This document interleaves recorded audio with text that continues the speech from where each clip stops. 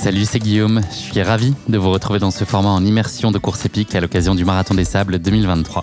Le Marathon des Sables, c'est une course de 250 km en 6 étapes et en autonomie qui plante son décor dans le Sahara marocain. Cette nouvelle édition, je vais vous la faire vivre de l'intérieur comme l'année dernière. La grande nouveauté étant que cette année, je vais couvrir la course pour course épique, mais aussi la courir. Pour des raisons logistiques, j'ai donc décidé de vous faire vivre mon Marathon des Sables au quotidien, sans oublier d'aller bien sûr à la rencontre d'autres participants ou membres de l'organisation, jour après jour. Enfin, si vous voulez ajouter l'image au son de ce podcast, rendez-vous sur le compte Instagram courseepique.podcast pour suivre la course en photo et en vidéo au quotidien. Merci à tous et place désormais à notre épisode du jour consacré à la première étape.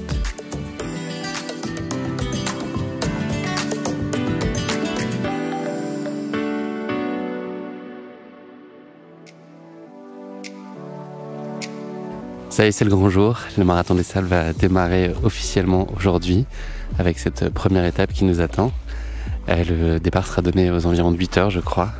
Pour vous donner un petit peu de contexte sur la vie au bivouac, tout le monde se réveille en général assez naturellement vers 5h, 5h30. On commence à avoir les premiers bruits, les premiers pas, les tentes qui commencent à être désinstallées progressivement. Donc on a quand même beaucoup de temps le matin entre le moment où on est réveillé et le moment du départ. Il y a à peu près 3 heures.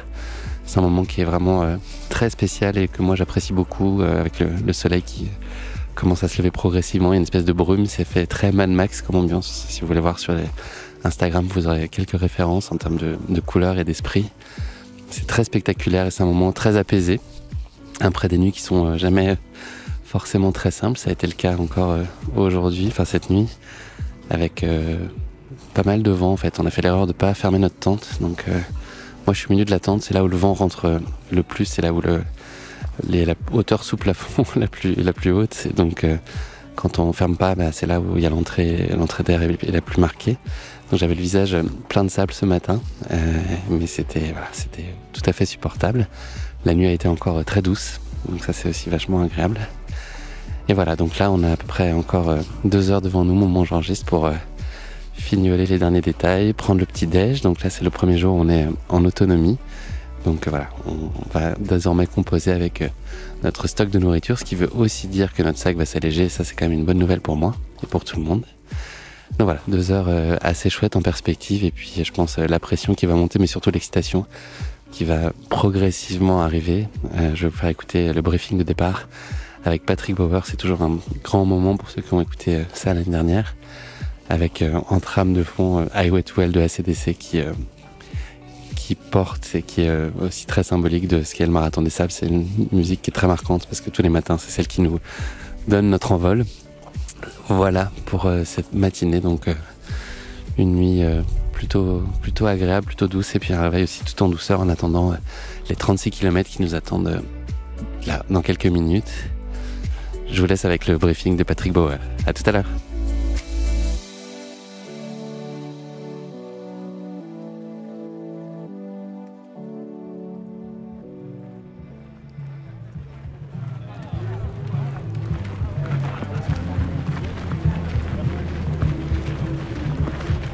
Alors, cette première étape, comment ça s'est passé? Ça y est, on y est? On y est. Bonjour. Bonjour. Hélène. Go. Bonjour. Allez, Guillaume. Merci. Merci Julie d'être avec nous.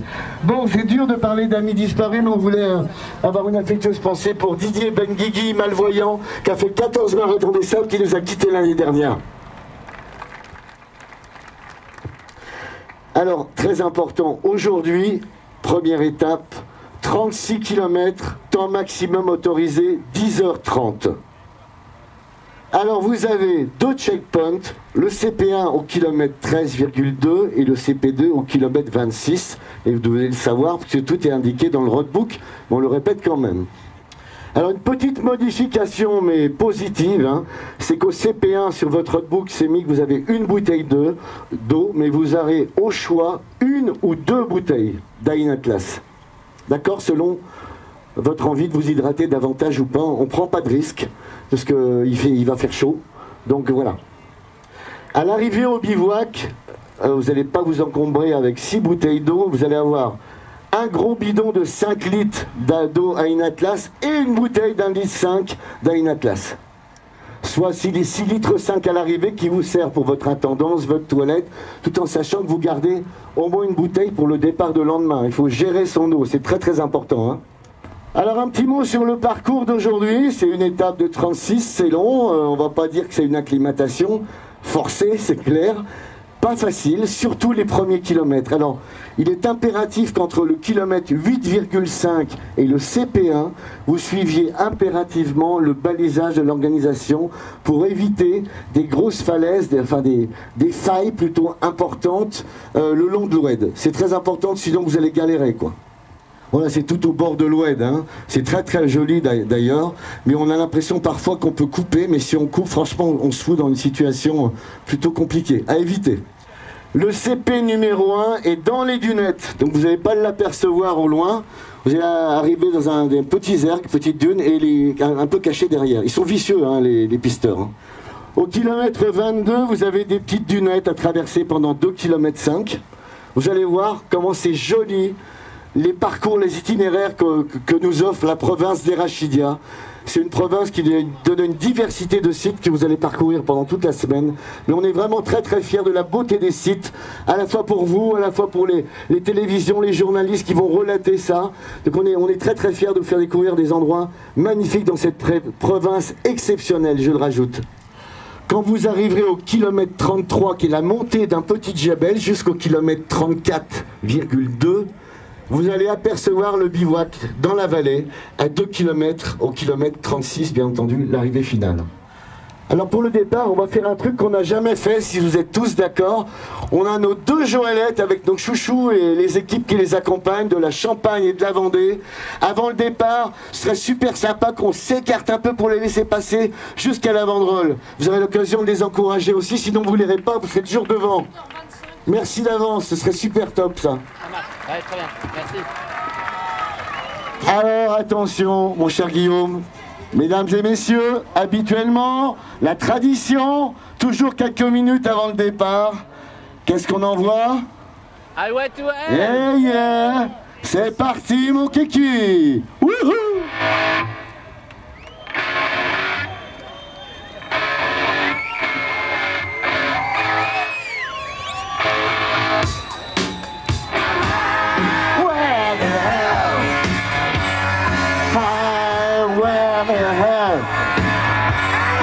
Cinq, 4, 3, 2, 1, go, c'est parti!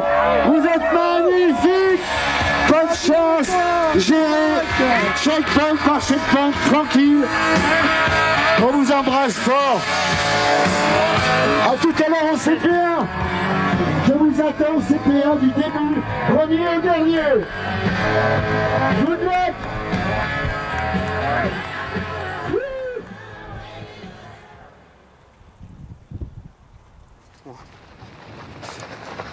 Ça y est, le départ vient d'être donné. Donc écoutez bien, à ce moment, je suis essoufflé parce que c'est un des rares moments où je vais courir, je pense, sur l'étape. Le vent est étonnamment frais, donc c'est super agréable. Et surtout, ça devient concret. Là, les 5 mois de préparation, les doutes, les questionnements, tout ça s'envole. Et puis là, on entre dans le vif du sujet. L'étape est visuellement magnifique, avec un passage après le CP1 très verdoyant. Un pont, voilà, et là on évolue dans un décor qui ressemble presque à la Sierra Nevada. J'y suis jamais allé, mais c'est l'idée que je m'en fais en tout cas. Allez, on est au kilomètre 1.1, c'est le tout début.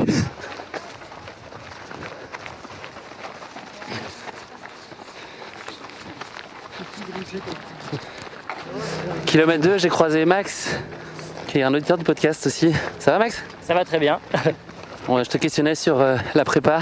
Ouais, bah moi c'est de la prépa d'ultra à La Réunion et un peu de triathlon. Donc, Tu vis à La Réunion? Ouais, absolument. Donc du coup j'ai pas beaucoup changé finalement, à part un peu plus de footing long, des trucs comme ça quoi. Ok. Comment ça s'est passé ces 2 jours d'attente là? Ah c'était long, c'était vraiment très long. Mais du coup ça permet aussi de voir la chaleur, qui est pas si incroyable que ça je trouve pour l'instant par rapport à chez nous. On a du vent là, c'est pas mal. Ouais. Oui, le petit baptême de la tempête. Mais non, c'est vrai que c'était long, mais bon, ça permet de tester le sol surtout pour dormir.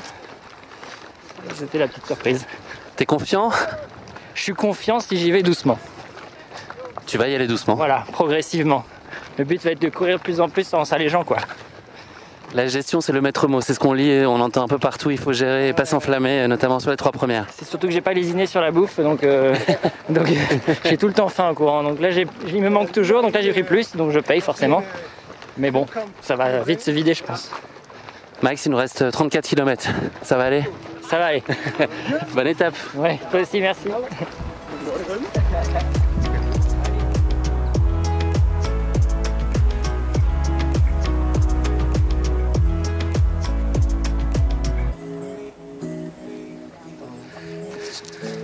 Plaisir de croiser Meryl au kilomètre quasi 13 à l'arrivée du CP1. Meryl donc, qui est à contre-courant puisque cette année il n'y a pas de course. Ça va? Bah, moi ça va, c'est à toi qu'il faut demander parce que ouais, 13 km dans le désert, là, premier CP. Bah, c'est assez couvert, ça va. Ouais, le temps est pas mal, il y a un petit vent frais là. Hein, ouais. Et bah, moi c'est plutôt tranquille hein, parce que je l'ai fait en 4x4 donc ouais, ça va. j'ai suivi assez simplement le petit parcours. Pincement au cœur ou ça va? Ah ouais, ce matin là dur. Quand mon fils est parti là, ça a été waouh. Ouais. C'est plus dur. Mais bon voilà. Vous allez le faire ensemble. Il a fait son aventure, ouais, je vais essayer de le retrouver là. Il est derrière, tu disais? Il est derrière, bon après je lui ai demandé de faire ça, mais tranquille pour être sûr d'arriver au bout. Donc, il vaut mieux beaucoup marcher là sur les premières, tu penses? Je me pose la question là. Typiquement là, tu vois là. Dès que c'est un peu mou. Le gars il court là devant là. Ouais, ça sert à rien. Tu gaspilles de l'énergie pour rien, ça sert à rien. Donc c'est très meuble, faut marcher. Ouais. Okay. Éviter dès que c'est un peu difficile pour économiser son énergie et en garder lorsque le terrain est plus dur pour pouvoir courir un peu. Hein? Ok. Bon, merci pour le conseil. Premier CP, parce que moi c'est mon objectif, c'est ligne par ligne, rayer les lignes de CP les unes après les autres, c'est ça que je me dis. Super. Et ça fait plaisir de voir des visages comme le tien là sur le bord de la route, ça. Allez, ça motive. Aussi, Guillaume, on se retrouve tout à l'heure. Salut Meryl, rendez-vous. Ouais, avec plaisir. Allez. Et salut ton fils de ma part. Ouais, ce sera fait. Salut Meryl. Allez, bonne route. Bye. Là c'est l'arrivée au CP1, donc je vais garder le micro enclenché. Il y a des commissaires de course qui vont tendre de l'eau, me checker, je sais pas quoi. Donc voilà, je vais laisser tourner. Premier CP, premier bip de la course, kilomètre 13.4.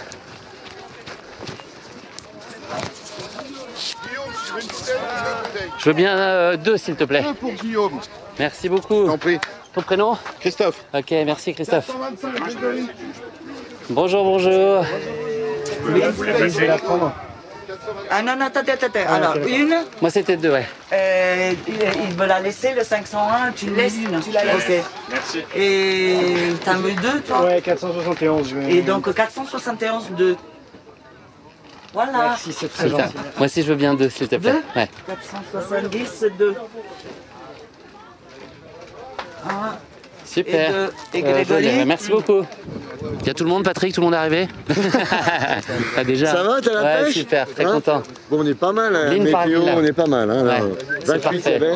ça va peut-être 29 là maintenant, mais un peu. 29? Ah ouais. Si le vent continue, nuageux, ça aide Là vachement. c'est idéal, ouais, c'est clair. Oh, c'est une bonne température. Franchement, t'as bien organisé ça la première étape là. Le thermostat, tu nous l'as mis à 29. Ah, mais t'as pas vu les ventilos quand on est dans la montagne, l'usine à gaz. Ouais, mais franchement, le résultat est bon. Ça va, François? Ça va avec toi? Enfin, Ah bah ouais, à fond. Merci. On est bien déjà. voilà, tant mieux. Profitez chaque jour. Ouais, Voilà, on prend on chaque... profite du moment présent. Ouais. Le reste. Et on sait que t'es pas loin, et ça aide. Bah, j'espère bien, ouais. Ouais, c'est vrai en plus, je pense, tu le sais. À toute, Patrick. Merci beaucoup. Lucas, il disait dès que possible aérer les guêtres là.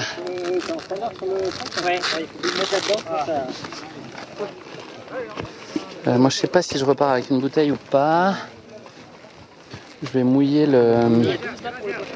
Comment? Il y a un peu moins, non? Il est à 24 et là on a 13. Il n'y a pas de risque à prendre trop de sel. Même 2 par 2, je crois qu'il fallait éviter d'en prendre 2 d'un coup. 2 par bouteille. C'est juste que c'est moins efficace, quoi. Oui, vaut mieux... J'ai peur d'oublier après. Ouais, exactement. Ça, l'idée. Donc il vaut mieux que tu les prennes, dès que tu ouvres une bouteille, tu prends tes 2 pastilles. Ouais. Votre tente est sympa. Horrible. Il y a lui déjà. C'est ça le problème. Il y a lui, donc ça c'est relou. J'ai hâte d'arriver. Hein. Ouais, ouais. Mais pas pour la médaille, juste pour être débarrassé. La médaille, pas important. Écoute, Non, on a une ça super peut tente. s'arranger si tu veux, je te perfuse 2 fois et puis c'est bon.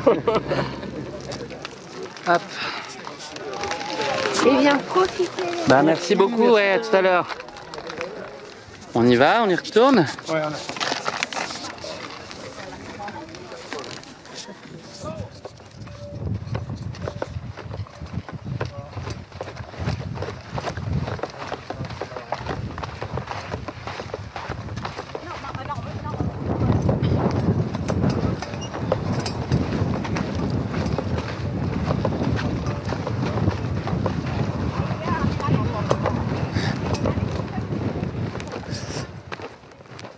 Nous sommes à quelques dizaines de mètres du deuxième CP, kilomètre 24.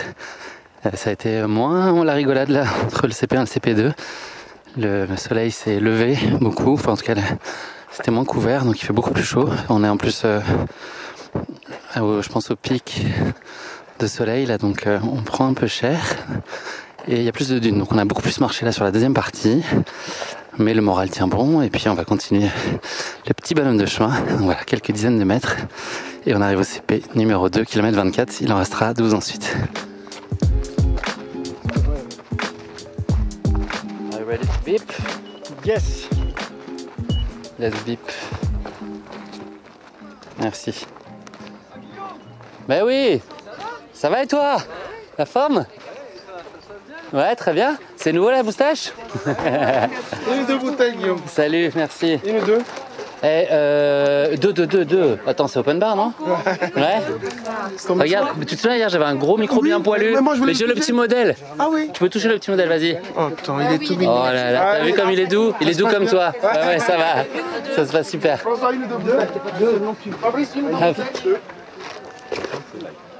Alors. C'est Wally qui m'a fait le contrôle technique hier là. Ah oui? Ouais. Allons-y. On remplit les gourdes, c'est parti.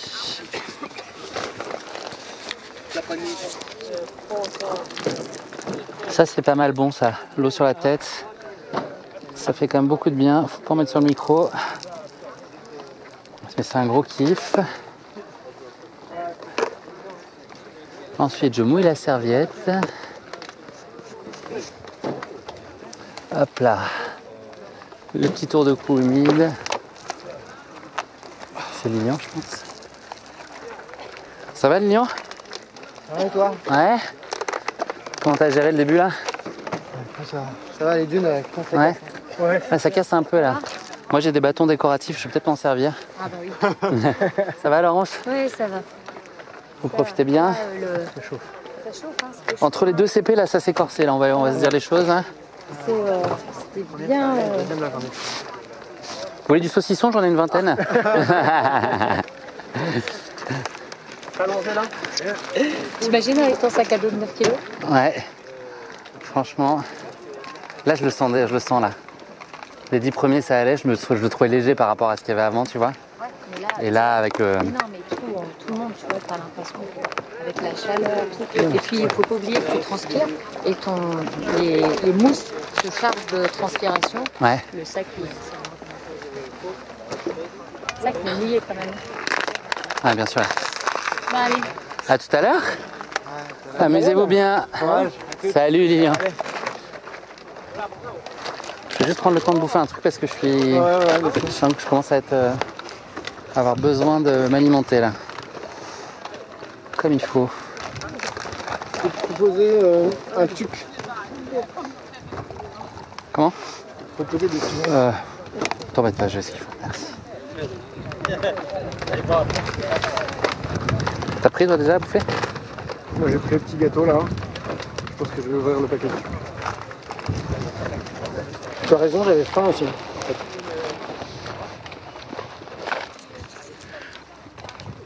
C'est reparti après la petite pause au checkpoint numéro 2.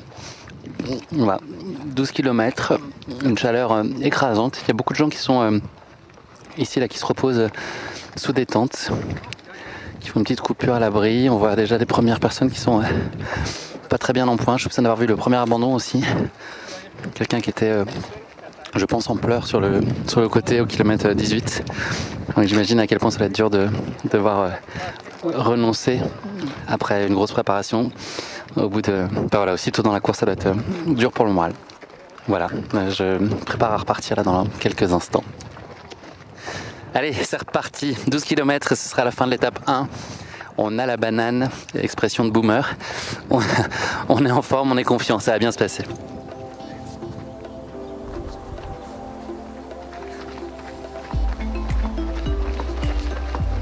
On commence à entendre de la musique et ça c'est bon signe ça. Bivouac en approche. Encore 500 mètres peut-être, c'est dur à estimer là, c'est tellement au milieu d'une ligne droite interminable. Mais bon, a priori 500 mètres. Et on est bien content.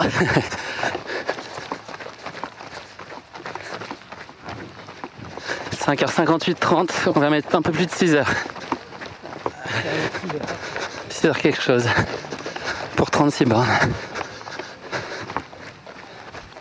Ça fait du bien de voir que ça arrive. Ça a été quand même pas très simple. Pas si simple que ça, cette première là.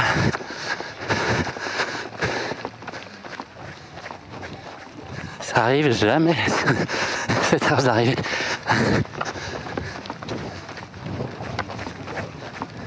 Donc là on redécouvre le bivouac remonté à l'identique. On pourrait presque croire qu'on s'est trompé de chemin, qu'on a fait demi-tour et qu'on vient à case départ puisque tout est rigoureusement organisé de la même façon.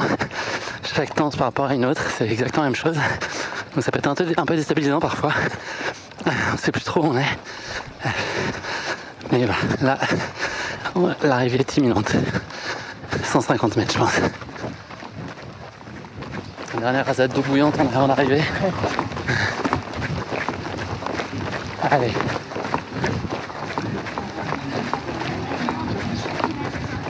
Nous y voilà. 6h03 au chrono du départ de la course. Ça va biper. Ça a à peine bipé, mais on est bien arrivé. On peut faire coucou à la famille avec la webcam et aux amis et aux auditeurs.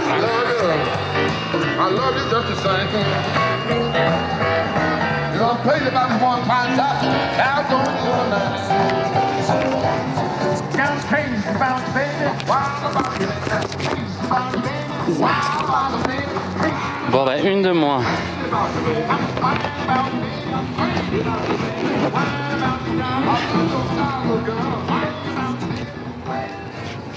Bonjour. Bonjour, ça va? Ça va et vous? Merci, merci beaucoup. Un petit thé. Merci. Ça va? Ça va bien, merci, ouais. Merci beaucoup. Un petit thé, ça fait du bien, hein. Boire chaud dans le chaud, c'est pas si mal, hein. On dit que c'est bon, mais... Non, là, ça fait carrément du bien. Puis bien sucré. Ouais. Plus que 5?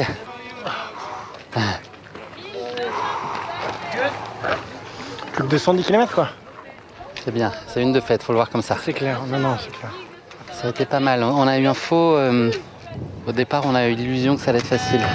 Bah, franchement, le premier CP, j'étais bien. On a couru quasiment. Il faisait frais, on a couru beaucoup et tout. C'était un trompe-l'œil.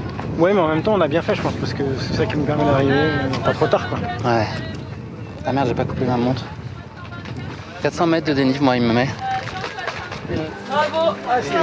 Bonjour. Bonjour. Ah, merci. Je prends. Ça, c'est pour moi? Oui. Alors, la grosse bouteille, non, je vais le laisser. Attends, ouais, merci. Prenez votre temps. Merci beaucoup. Ralenti, Marion, ralenti. 6 litres. Alors, pour la journée, enfin pour le reste de la journée. On doit avoir le pour demain matin aussi? Ça, c'est pour demain matin. D'accord. Merci Bah, en beaucoup. tout cas, vous gérez. Mais Ça marche. Ah, et les bouteilles d'eau vide, on peut les laisser? C'est le sac, peu importe. C'est le sac noir? Bon, on va la garder alors. Merci beaucoup. Merci.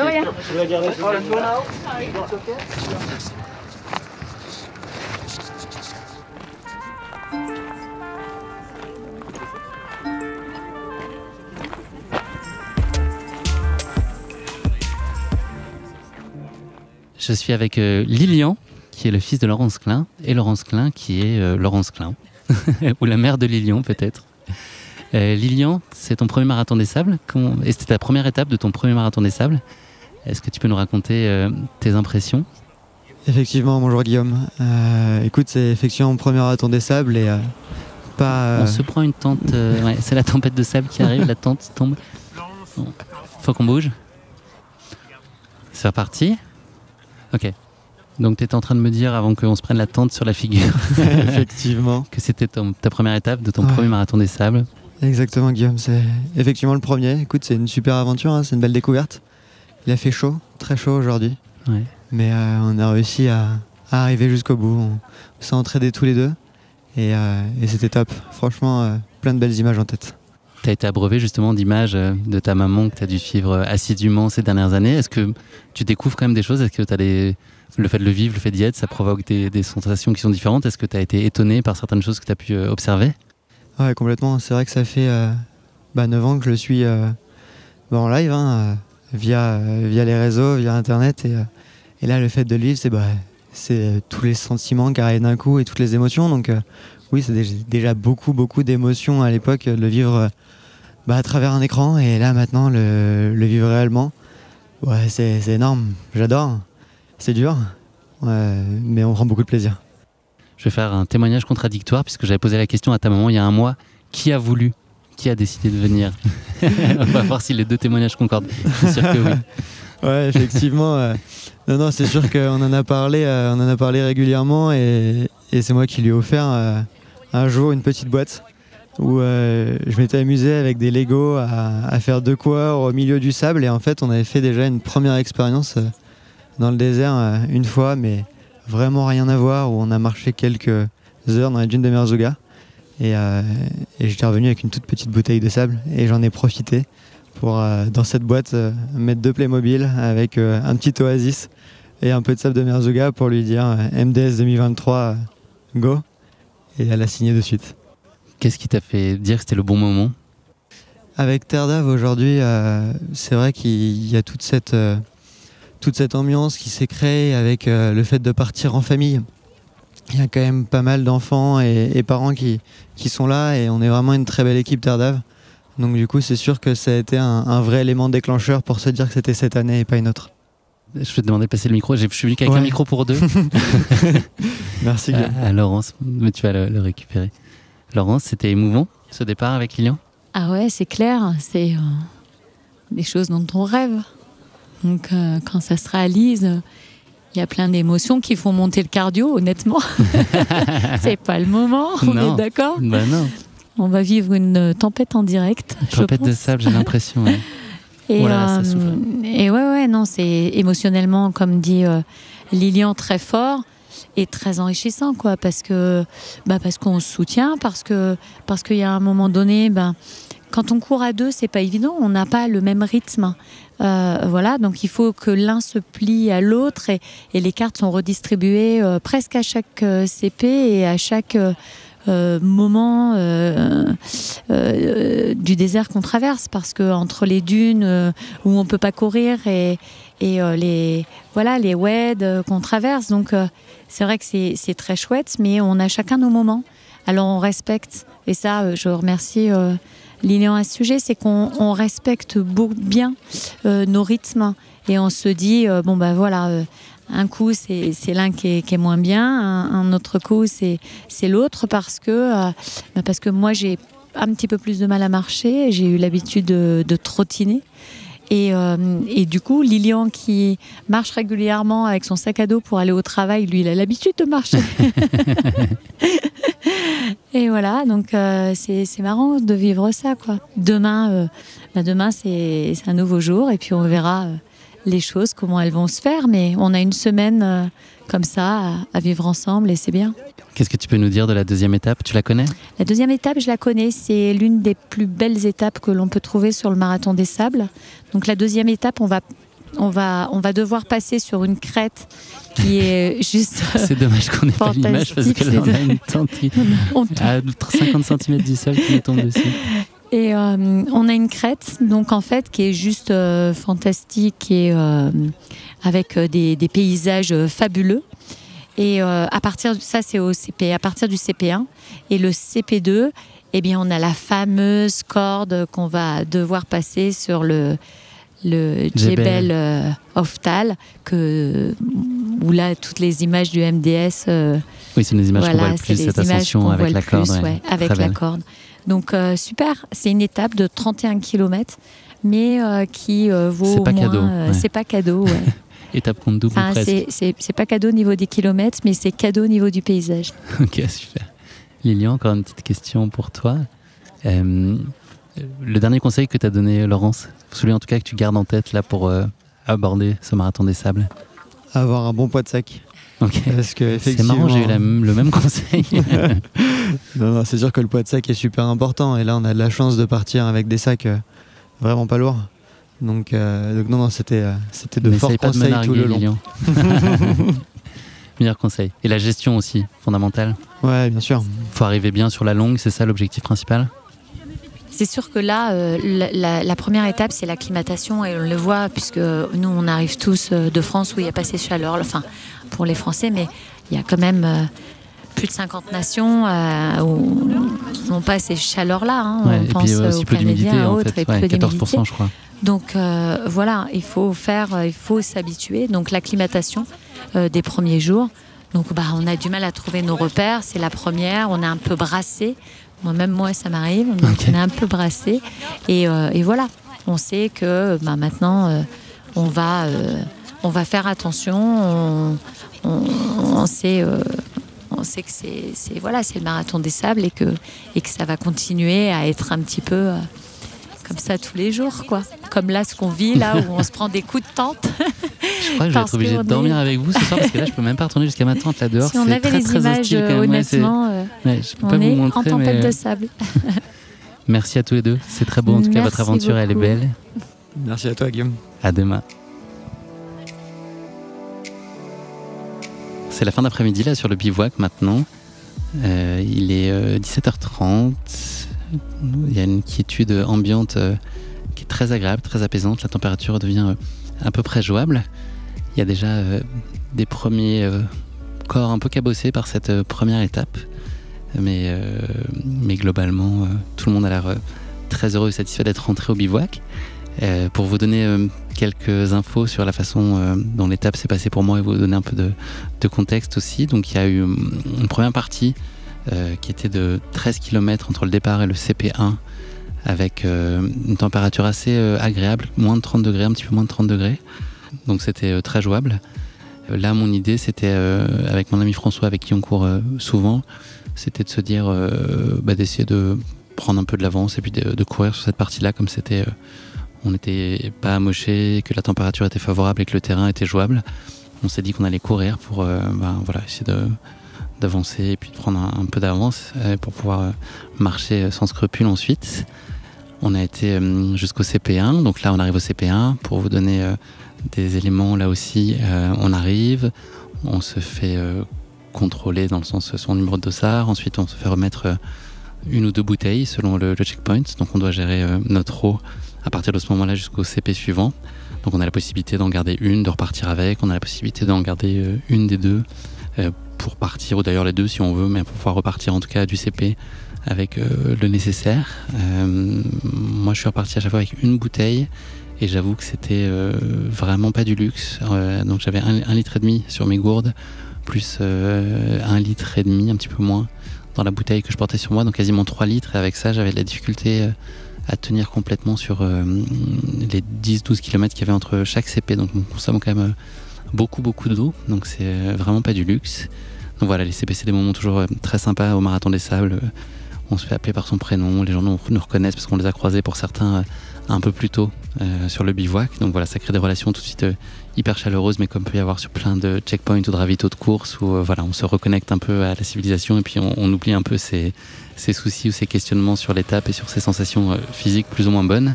Donc c'est des moments d'humanité qui sont aussi très agréables. Ensuite donc on repart assez tranquillement sur la deuxième tronçon entre le kilomètre 13 et le kilomètre 24. Je suis reparti avec François. J'ai oublié de vous dire, j'ai passé un petit peu de temps avec un auditeur, Max, qui vient de La Réunion, qui a déjà fait le Trail de Bourbon et qui voulait s'essayer au Marathon des Sables. C'est un projet qu'il a décidé sur un coup de tête. Donc on a passé quelques kilomètres ensemble. C'était vraiment très chouette. Et Donc ensuite, on est reparti donc, de ce CP1 pour 11 km où là ça commençait à se corser parce que le ciel était d'un seul coup beaucoup plus dégagé, donc le soleil a commencé à taper beaucoup plus fort, donc là on l'a quand même senti. Le terrain est devenu un peu plus technique aussi, donc on a moins couru et un peu plus marché. Le temps a été un peu plus long sur ce passage-là. Je vous ai pas dit aussi, mais sur le premier passage, un passage au détour d'une rivière qui doit porter un autre nom, mais en tout cas très verdoyant avec de l'eau et tout, on avait envie de se plonger dedans. C'était très chouette et très inattendu. Et pour le reste, voilà, c'est quand même beaucoup de rocailles. On a eu quelques passages de dunettes, pas des grosses dunes, pas vraiment beaucoup d'altitude à gravir, mais voilà, des petits champs de dunettes, pas très longs, ou isolément quelques dunettes de ci de là, mais rien de trop marqué. On était plutôt dans de la rocaille, un terrain assez sec aujourd'hui. Voilà, l'arrivée s'est faite au CP2 où j'ai croisé Laurence Klein et son fils Lilian. Donc voilà, le temps de se faire quelques salutations, des coucous, une ou deux blagues que vous avez peut-être entendues dans l'épisode. Quelques encouragements mutuels. On est reparti sur le 3e segment de cette première étape où là, donc c'était une 12aine de kilomètres et là la température était vraiment beaucoup plus compliquée. Des longues lignes droites, donc ça c'est toujours très démoralisant parce qu'on ne voit pas avancer l'horizon, donc ça il faut un peu s'accrocher. Avec cette idée, avec François, on essaie de courir quand même autant que possible pour... Alors on n'a pas beaucoup couru, mais quand même dès qu'on avait un petit peu de bonne sensation, dès qu'il y avait un petit faux plat descendant, on en profitait pour courir un petit peu. Et là aussi, l'idée c'était d'arriver le plus vite possible, quoi. Globalement c'était un peu ça le moteur, c'était d'être le plus tôt possible au bivouac pour pouvoir se reposer, puis pour faire cet enregistrement. Voilà, et donc ça s'est bien passé, le terrain était là aussi plus technique, on a fini par une dernière petite ascension qui nous permettait aussi de voir le bivouac à 2 km. Donc là on a repris la course sur les dernières centaines de mètres, mais ça avait été globalement toute une partie où on a beaucoup marché.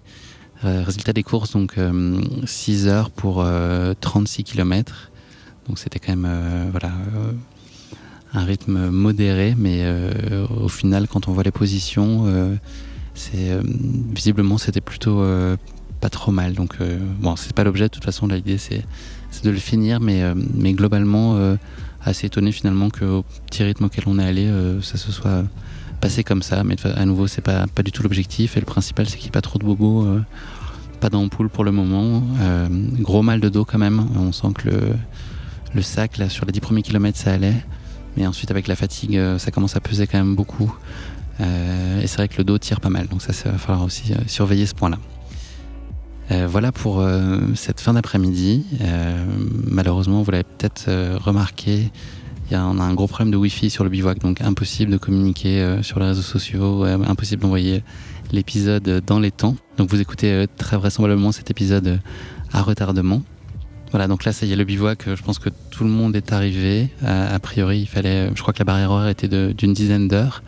Donc j'imagine que tout le monde a franchi la ligne d'arrivée maintenant. Pour vous raconter, là aussi, quand on arrive, il y a pas mal de choses à faire. Donc nous, on est arrivés les premiers dans la tente. Donc il y a le tapis berbère qui est posé, plié sous la tente, et il n'y a rien. Donc le but du jeu, c'est d'enlever tous les cailloux qu'il peut y avoir sous ce tapis berbère, qui est l'espèce de sous-couche qu'on met sous nos matelas. Donc il y a certains coureurs qui décident de dormir sans matelas, les plus braves d'entre nous, ce qui n'est pas mon cas. Mais de toute façon, tous, il faut enlever les cailloux qui sont à même le sol parce qu'ils sont quand même assez pointus et costauds. Donc ça peut être franchement désagréable. La deuxième mission, c'est assez vite aller chercher du bois parce qu'il faut anticiper le feu. Et puis plus on arrive tôt, moins on va chercher loin le bois.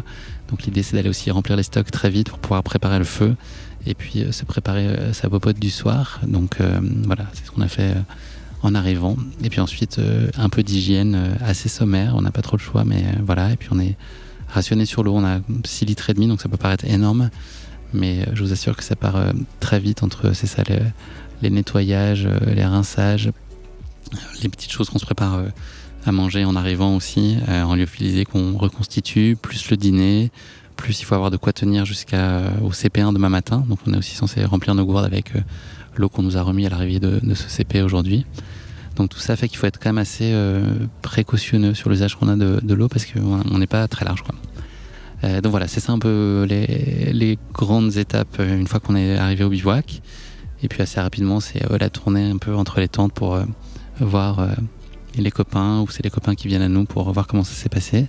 Donc ça, c'est un grand moment de chaleur. Et puis un autre moment qui est très chouette, c'est voir la tente se remplir progressivement, voir les copains qui arrivent les uns après les autres et qui nous racontent comment ça s'est passé et surtout se réjouir du fait qu'ils soient là. Voilà, ça c'est quand même le plus grand plaisir. Nous, l'idée c'est ça, on arrive à 8, on veut finir à 8. C'est l'objectif à l'échelle micro de notre tente. Et puis globalement, on souhaite évidemment qu'il y ait le plus de finishers possible. Je ne sais pas si vous le savez, mais le taux d'abandon est finalement très faible sur le marathon des sables puisque c'est habituellement 5%. Donc globalement, les gens arrivent à aller au bout parce que les gens sont de mieux en mieux préparés. Voilà, je pense que c'est tout pour aujourd'hui. Là, le soleil va pas tarder à se coucher, c'est encore assez venteux, ça crée des couleurs un peu ocre, même dans le ciel, c'est très particulier. Donc c'est pas un grand ciel bleu, c'est plutôt une ambiance à la Mad Max. Je sais pas si j'ai déjà cité cet exemple, mais ça me fait penser à ça en tout cas. Des couleurs vraiment, c'est ça, de terre un peu ocre, même dans le ciel. Voilà, donc c'est vraiment très joli. J'espère qu'on va tous bien dormir là cette nuit. Je pense qu'avec l'étape du jour, ça devrait aller. Et puis on a rendez-vous pour 31 km demain, donc c'est plus court. Ça sera plus technique, il y a un dénivelé qui est équivalent, peut-être même un peu plus élevé sur l'étape de demain.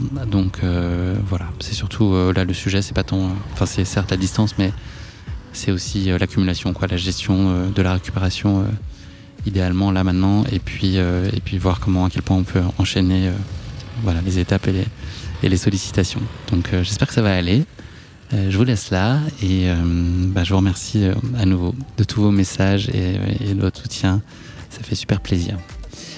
À demain pour la suite de mes aventures au MDS et j'espère que vous passez des bons moments. À très vite. Ciao.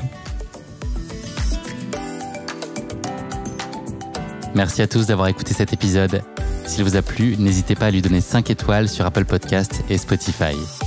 Je vous donne rendez-vous très vite pour un nouvel épisode de ce hors-série Marathon des Sables consacré à la 2e étape. À très vite, ciao.